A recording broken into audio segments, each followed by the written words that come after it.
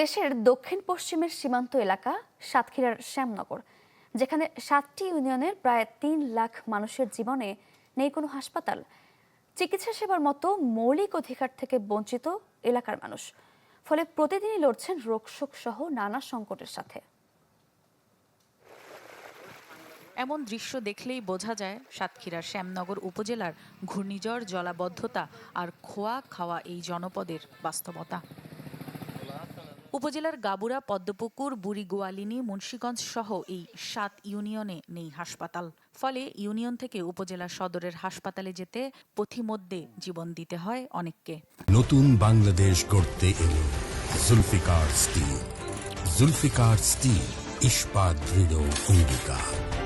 স্থানীয়দের অভিযোগ, নিয়মিত নদীপথ পাড়ি, নৌযানের অভাব, খরচ সব মিলিয়ে সাধারণ মানুষকে নির্ভর করতে হয় অপ্রতুল গ্রাম্য চিকিৎসার উপর।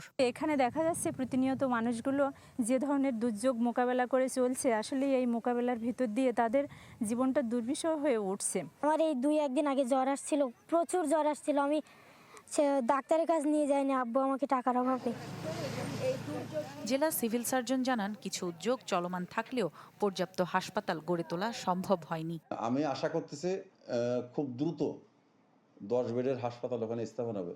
যদি 10 বেডের একটা হাসপাতাল ওখানে স্থাপন হয় এবং ওখানে যদি কিছু দক্ষ কর্মচারী এবং ডাক্তারদের থাকা নিশ্চিত করা যায়, তাহলে ওই এলাকার জনগণের অনেক অনেক উপকার হবে। বিশেষ করে স্বাস্থ্যসেবার ক্ষেত্রে অনেক সুবিধা পাবে তারা। স্বাস্থ্যসেবার সহজ প্রাপ্যতা শুধু উন্নয়ন নয়, এখানকার মানুষের বেঁচে থাকার অধিকার। 7 ইউনিয়নের সাধারণ মানুষের সেই অধিকার ফিরিয়ে দিতে দ্রুত কার্যকর উদ্যোগের অপেক্ষায় পুরো উপকূল। Desk report, channel 24।